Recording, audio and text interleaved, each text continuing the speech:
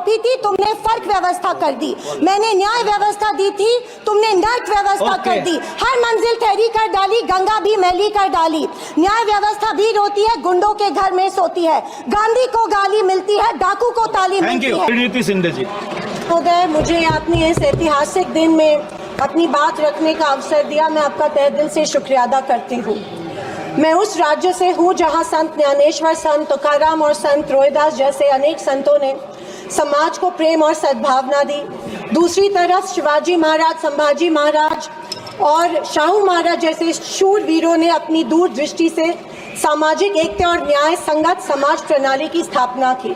मैं उस महाराष्ट्र की पुत्री हूँ जहाँ महिलाओं के अधिकार सुनिश्चित करने हेतु अनेक आंदोलन द्वारा महात्मा ज्योतिबा फुले, क्रांति ज्योति सावित्रीबाई फुले जैसे समाज सुधारकों ने समाज को एक नई दिशा दी।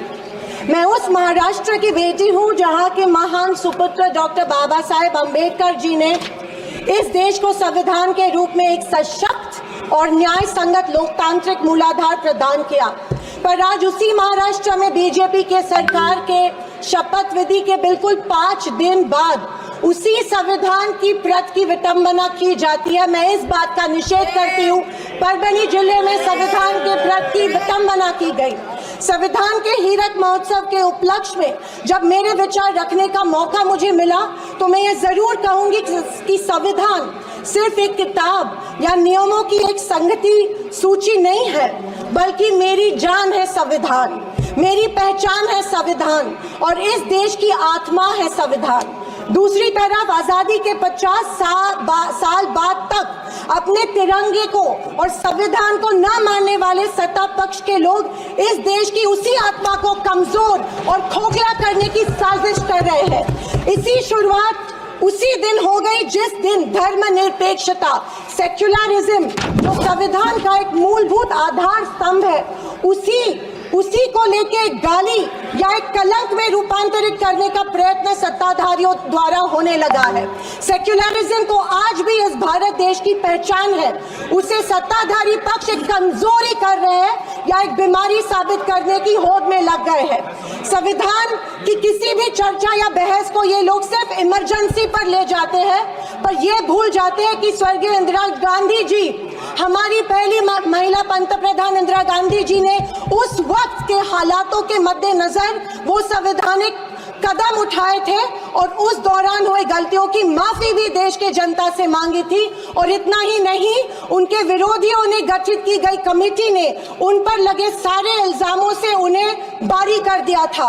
मैं आज इस सदन में पूछना चाहती हूँ मोदी सरकार से, सॉरी 400 पार का नारा फेल होने के बाद एनडीए सरकार से पूछना चाहती हूँ, आप मणिपुर पर देश की जनता से माफी कब मांगोगे?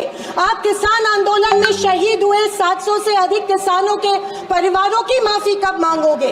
नोटबंदी के चलते हजारों लोगों के परिवार और छोटे कारोबार बंद हुए, उसके लिए माफी कब मांगोगे? हाथरस के लिए, उन्नाव के लिए आप माफी कब मांगोगे?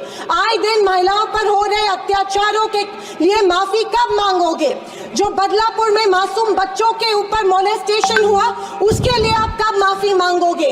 जेल में बैठकर अपराधी मर्डर प्लॉट्स गुजरात में सरकार उनको संरक्षण दे रही है, उसके लिए आप कब माफी मांगोगे? खैर, ये इनकी हिस्ट्री रही है या इनके डीएनए में है कि माफी सिर्फ खुद को बचाने के लिए अथॉरिटी में बैठे लोगों से मांगते हैं, आम जनता से ये माफी नहीं मांगते हैं। सत्ताधारी पक्ष के संविधान पर दिए गए भाषण सुनकर हंसी आ रही थी और अचरज भी हो रहा था, क्योंकि जो लोग इस देश में संविधान स्थापित होने के बाद हर पल संविधान को कोसते रहते हैं और हमेशा इस संविधान के विरोधी रहे हैं, उन्हीं को आज संविधान के गुणगान करते देख मन में प्रसन्नता हो रही है और संविधान के प्रति मेरी निष्ठा द्विगुणित हो रही है, क्योंकि ये एहसास हो रहा था कितने ही झूठ के पहाड़ बना लो, सच के आगे आखिर झुकना ही पड़ता है। आरएसएस ने तिरंगा को माना नहीं था। उन्होंने कहा था कि 3 अंक अशुभ होता है, तो क्या ब्रह्मा विष्णु महेश अशुभ है? जो हम 3 रेखाएं माथे पे लिखते हैं वो अशुभ है? क्या त्रिशूल अशुभ है? ये मैं इन्हें पूछना चाहती हूँ। वर्ष 1993 में आरएसएस ने अपने श्वेत पत्र में संविधान को कचरे का ढेर करार दिया था। क्या ये तिरंगे के खिलाफ नहीं है? तत्कालीन आरएसएस प्रमुख ने उस टाइम संविधान को धन्यवाद। बदलने की मांग की आदरणीय थी। सदस्य, धन्यवाद। Please conclude. आरएसएस महिलाओं Please को conclude। हमेशा पुरुषों से कमजोर समझती है। आरएसएस हमेशा महिलाओं को पुरुषों से कमजोर समझती है। ये अफसोस होता है कि प्रधानमंत्री जी उनके ट्विटर हैंडल फॉलो करते हैं जो महिलाओं को गंदी गंदी गालियां देते हैं। इस बात का अफसोस होता है कि प्रधानमंत्री हमारे देश के प्रधानमंत्री ये करते हैं। जनवरी 26, 2001 में इन्होंने तिरंगा माना और इतने सालों बाद तिरंगे को नागपुर में होस्ट किया। अध्यक्ष महोदय, मैं 2024 के लोकसभा इलेक्शन के बाद इन्हें एहसास हुआ कि संविधान को ज्यादा छेड़ेंगे तो सत्ता हाथ से निकल सकती है, इसीलिए अचानक संविधान के प्रति इनको प्यार उमड़ने लगा। अध्यक्ष महोदय, विशेष रूप से राजनाथ सिंह जी ने, मैं उनका सम्मान करती हूँ, बयान में जाने अनजाने आजादी के बाद से लेकर 2014 तक सारी कांग्रेस सरकारों को ऐसे सर्टिफिकेट दे दिया जिसे कोई झुठला नहीं सकता। उनके मुताबिक संविधान की बदौलत एक गरीब का बच्चा प्रधानमंत्री बना, लेकिन उसकी नींव श्रीमती अपराजिता सारंगी।